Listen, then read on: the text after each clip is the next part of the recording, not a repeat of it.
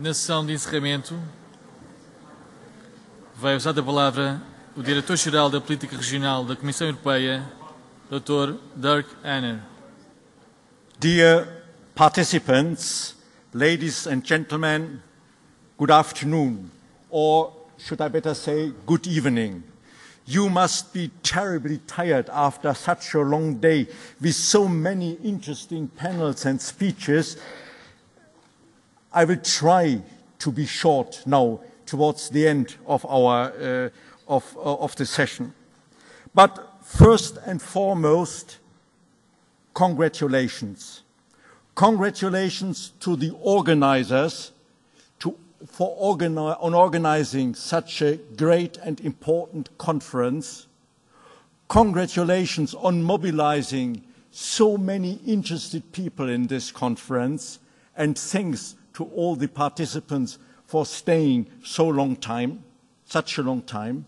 But also, congratulations, ladies and gentlemen, on the choice you have made. The choice to work closely together within the framework of what will be called in the future, I think, the Atlantic Strategy. Congratulations on your decision to make this Atlantic Strategy a motor for a cohesive development in the whole Atlantic arc region. And when I say cohesive development, then I think also on about what has been said earlier. It goes from the offshore via the coastal areas to the hinterland. And I think this is important, that the whole area is involved in this development process. Congratulations also on the fact that you want to make what geographically may be considered to be the periphery of our continent a center for a new and fresh economic and social development. I think this is what this region deserves. Congratulations on doing this for the future. When we speak about cohesive development, then your strategy interlinks very closely with regional policy and regional development. With a particular accent, of course, in the field of regional development on the coastal areas and the hinterland and the islands. And in your case, in particular, those islands which belong to the uttermost regions of the EU. What I would like to confirm today, what I would like to assure you, is that my colleagues and I, in the field of regional policy, will do all we can to support you in your efforts to prepare this strategy, to prepare an action plan through the forum, and then to implement this strategy. And I would like to say to my colleagues in the Director General in charge of Maritime Affairs and Fisheries that they can count as much on us now as we have always been able to count on them when we work together on the Baltic Sea strategy. And I think this close cooperation is really to the benefit, in both cases, to the benefit of us and, much more importantly, to the benefit of the regions concerned. Yes, there are a number of similarities between the Atlantic strategy and the Baltic Sea strategy. I will not enter too much into details, but I would like to give you a very short report on where we are with the Baltic Sea strategy. And then, as a last bit of food for thought, I will give you some experience, some lessons we have learned in the Baltic Sea strategy for consideration for the future of your work. Now, like the strategy for the Atlantic, the strategy of the Baltic Sea area came to life as a result of a call by the European Parliament and the Council of the European Union. And I think here again, the European Parliament deserves particular mention because they took really the initiative on the Baltic Sea strategy. The strategy is in action since 2009. It includes 8 member states and has established very close working contacts with Norway, but in the meantime also with Russia and to a lesser extent with Belarus. When I say that regional policy will support your strategy, then this means, of course, also that the money which is available under regional policy in the regions and the countries concerned will also be available for preparing and putting in place your strategy. And here we are speaking for the years to come until the end of 2013, certainly of tens of millions which could be mobilized if you want to give the priority in order to start with the Atlantic strategy. And after 2013, when your strategy will really enter into force, then we speak of hundreds of millions, yes, of billions of euro, which will be available within the national development programs, the regional development programs, and the territorial cooperation programs, and which can be used for projects which further your strategy. It is a real question of choice. You have committed yourself, you are committing yourself now to work together in order to achieve the objectives of the strategy. Yes, there will be a lot of money available, but when it comes to the choice to use this money on concrete projects, that must be your choice. You can count on our assistance. This strategy must be your strategy. We in the Commission, we can and want to play the role of a facilitator. We can and want to be your advisor if you need advice. We can and want to help you use the funds which are available. All this is possible, but the choices, the priorities, the actions, the strategies, that must be you within the overall framework, and that has been said several times this morning, of the Europe 2020 agenda. Now, we have 2 years of experience, ladies and gentlemen, with the Baltic Sea strategy. What can we say? First of all, there are a number of very positive aspects. It is clear that the Baltic Sea strategy already in this period, and although it came into force just in the middle of the programming period, has served as a catalyzer. A number of new projects have been generated in line with the priorities of the Baltic Sea strategy. A number of existing projects got a fresh push, got new momentum thanks to the strategy, and their implementation could be accelerated. Networking within the region between the different actors and stakeholders has well improved, and all of them use today the Baltic Sea strategy as their reference point, and that is very important.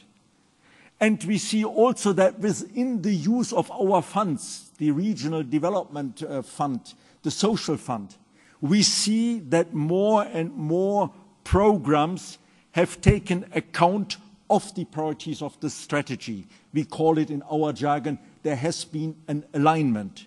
And exactly that is what we need also to achieve with the Atlantic strategy. But there are also a number of things which I would like to give you on your way this evening for further thought.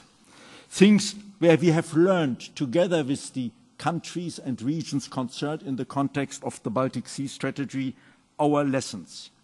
First point, very important, and it sounds self-evident. The political commitment is decisive.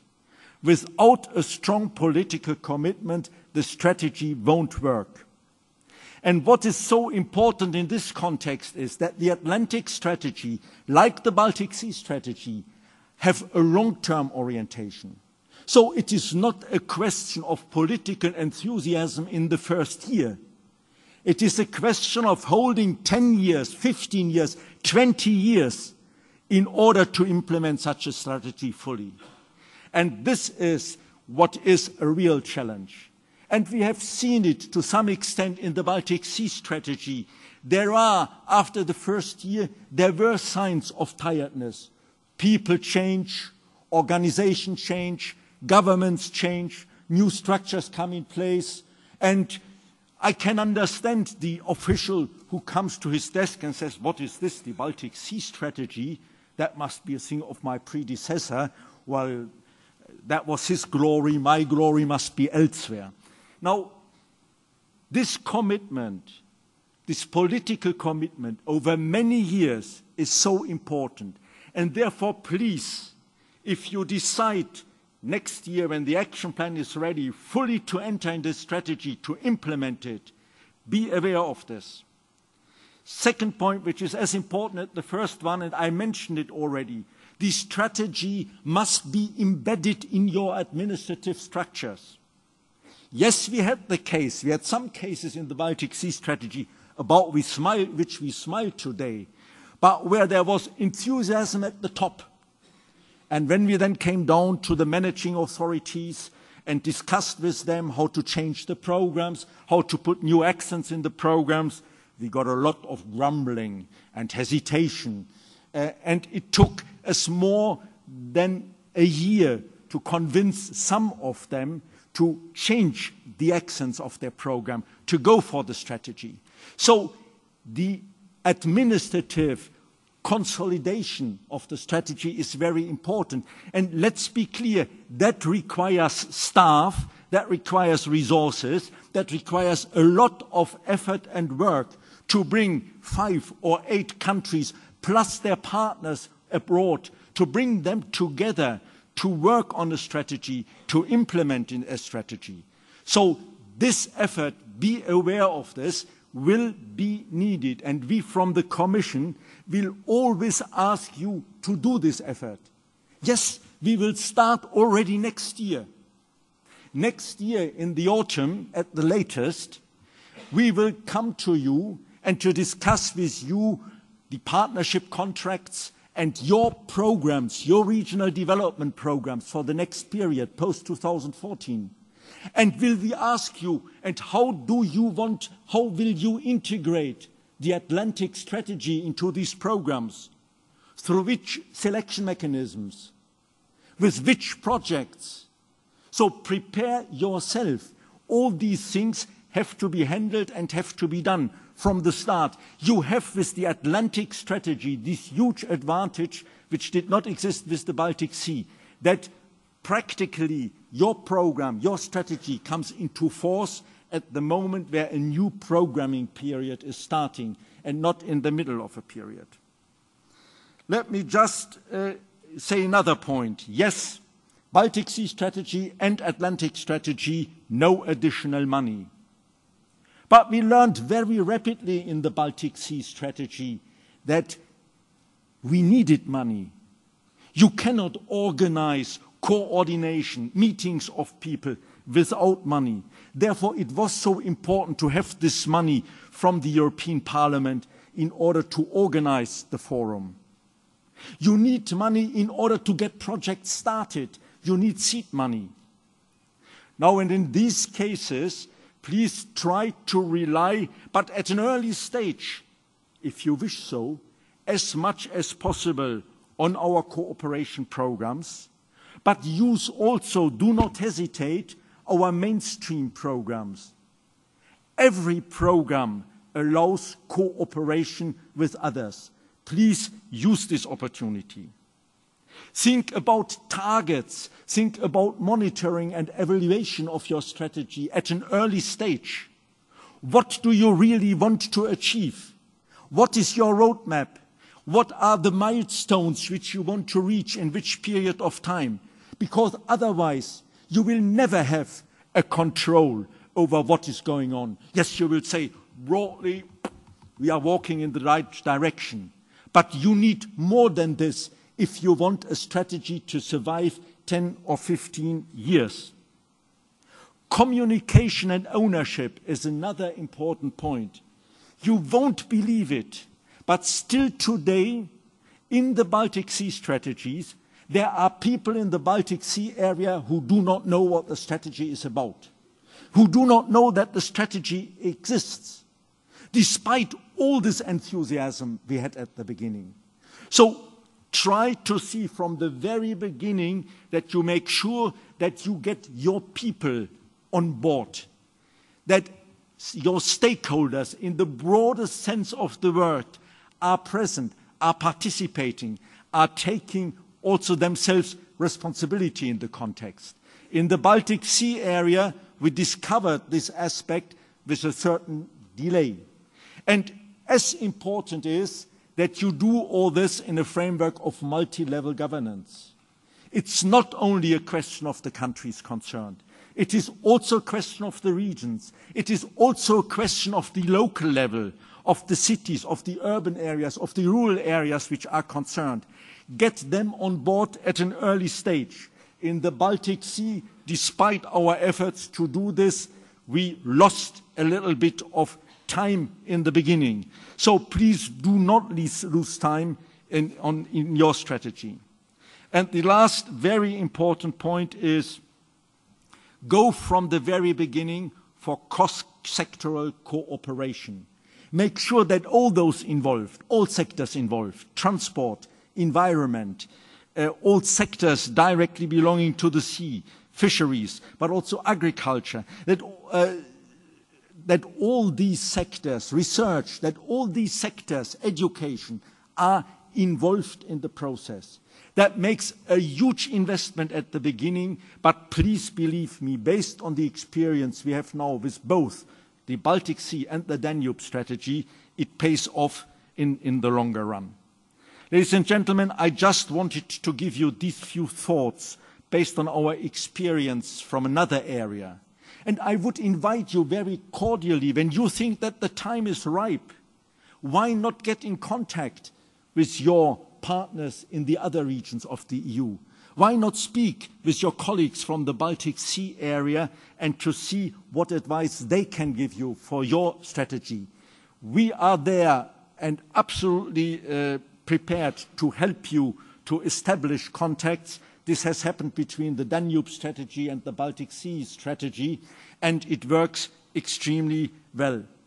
In this sense, really in the sense, reassuring you once again our full support, but asking you also to think already now about a number of points and be prepared to invest and to cooperate, I wish you the very, very, very best success for the preparation and implementation of the new Atlantic strategy. Obrigado.